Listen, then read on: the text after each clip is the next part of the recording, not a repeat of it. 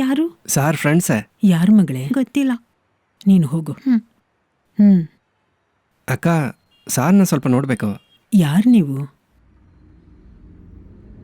ಅಲ್ಲ, ಯಾರು ಅಂತ ಗೊತ್ತಾಗ್ಲಿಲ್ಲ. ಯಾರು ನೀವು? ಅಣ್ಣ, ಸಾರ್ ಒಳಗೆ ಇದ್ದಾರೆ, ಬನ್ನಿ.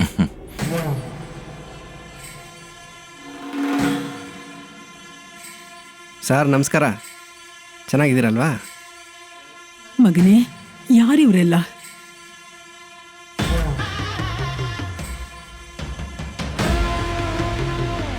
ಅಕ್ಕ, ನಾನು ಹೇಳಿದ್ನಲ್ಲ, ನಾವೆಲ್ಲ ಫ್ರೆಂಡ್ಸೇ. ಸಂದೇಹ ಇದ್ರೆ ಸಾರ್ನೇ ಕೇಳಿ ನೋಡಿ, ನಿಜವಾಗ್ಲೂ. ಅಕ್ಕ, ನೀವು ಒಳಗಡೆ ಹೋಗಿ 2 ಸ್ಟ್ರಾಂಗ್ ಟೀ ತೊಗೊಂಡು ಬನ್ನಿ. ನೀನು ಒಳಗೆ ಹೋಗಮ್ಮ, ಒಂದು 10 ನಿಮಿಷ. ಟೀ ಮಾಡಬೇಕಂತೆ.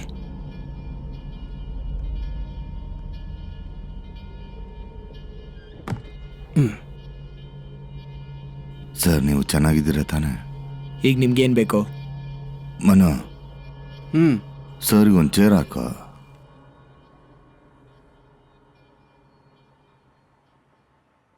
ಸಾರ್, ನೀವು ಹೆದರ್ಕೋಬೇಡಿ, ನಾವು ನಿಮ್ಮನ್ನ ತಿರುಗಿಸಿ ಹೊಡಿಯೋಕ್ಕೇನು ಬಂದಿಲ್ಲ. ಆ ಮಟ್ಟಕ್ಕೆ ನಮಗೇನು ಪವರ್ ಇಲ್ಲ ಸರ್. ನೀವು ಕೂತ್ಕೊಳ್ಳಿ ಸರ್, ನಮ್ಮ ಅಣ್ಣ ನಿಮ್ಮ ಹತ್ರ ಕೆಲವೊಂದು ವಿಷಯಗಳನ್ನ ಹೇಳ್ತಾರೆ. ಸುಮ್ಮನೆ ಕೂತ್ಕೊಳ್ಳಿ ಸರ್.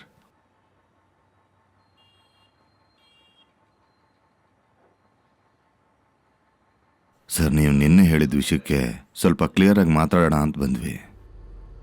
ಬೇರೆ ಏನೂ ಇಲ್ಲ ಸರ್. ನಿನ್ನೆ ರಾತ್ರಿ ನೀವೇ ಹೇಳಿದ್ರಲ್ಲ, ಅದು ಏನೇನೋ ಅಂತ. ನನ್ನ ಇವನು ಇಬ್ಬರನ್ನ ಸೇರಿಸಿ ಕೋರ್ಟಲ್ಲಿ ಹಾಜರು ಮಾಡಿಸ್ತೀನಿ ಅಂದ್ರಿ, ಅದನ್ನು ಕನ್ಫರ್ಮ್ ಮಾಡೋಕೆ ಬಂದ್ವಿ. ಅದು ನಡೆಯುತ್ತೆ. ನಡೆಯುತ್ತೆ ಸರ್. ಪೋಸ್ಟ್ ಮಾರ್ಟಮ್ ರಿಪೋರ್ಟ್ ಪ್ರಕಾರ ಅಡ್ವೊಕೇಟ್ ಸಾಗರ್ ಸತ್ತಿರೋದು ಕೂಡ 2ಕ್ಕಿಂತ ಜಾಸ್ತಿ ಜನ ಇದ್ರು ಅಂತ ಹೇಳಿದೆ. ಅದು ಕರೆಕ್ಟಾಗಿದೆ ಸರ್. ಇದರಲ್ಲಿ ನಾವು ಇಬ್ಬರೇ ಅಲ್ಲ, 2ಗಿಂತ ಜಾಸ್ತಿ ಜನ ಇದ್ದಾರೆ. ಅದನ್ನೆಲ್ಲ ಕಂಡುಹಿಡಿಯಕ್ಕೆ ಹೆಚ್ಚು ಕಮ್ಮಿ 2 ವರ್ಷ ಬೇಕಾಗುತ್ತೆ. ಅದೆಲ್ಲ ನಂಗೆ ಅಭ್ಯಾಸ ಆಗಿದೆ. ಆದರೆ ಇವನು ವಿಷಯ ಹೆಚ್ಚು ಕಮ್ಮಿ ಅಂದರೆ 5 ವರ್ಷ ಸೆಂಟ್ರಲ್ ಜೈಲ್ ಅಷ್ಟೇ ತಾನೆ. ಜೀವನ ಪೂರ್ತಿ ಜೈಲಲ್ಲಿ ಕೊಳೆಯೋಕೆ ಕೆಲವು ಜನ ಇರ್ತಾರೆ. ಮೊದಲು ನೀವು ಅವ್ರನ್ನ ಕಂಡುಹಿಡೀರಿ ಸರ್. ಅದಾದ್ಮೇಲೆ ನಮ್ಮನ್ನು ಹಿಡಿದು ಒಳಗಾಕಿ ನೀವು.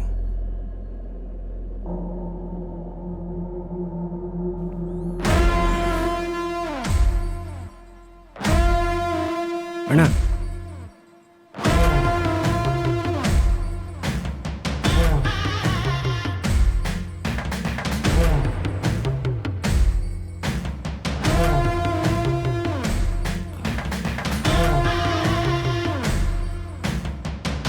ಜೇಮ್ಸ್, ಇನ್ನಿನ್ನು ಕೋರ್ಟ್ ತೆಗಿಯೋವರೆಗೂ ಟೈಮ್ ಇದೆ. ಕರೆಕ್ಟಾಗಿ ಹೇಳ್ಬೇಕಂದ್ರೆ 24 ಗಂಟೆ. 23 ಗಂಟೆ. ನೀನು ಟ್ರೈ ಮಾಡಿ ನೋಡು. ಅಣ್ಣ, ಅದನ್ನು ವಾಪಸ್ ಕೊಟ್ಬಿಡು.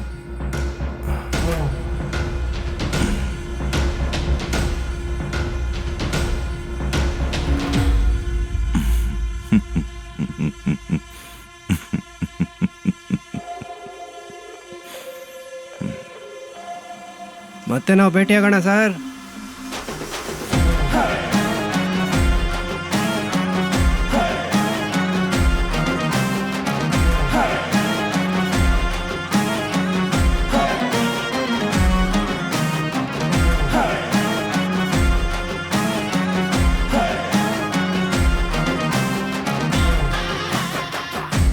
ಲೇ ಮುಖೇಶ್, ಎತ್ತೋ ಗಾಡಿನ.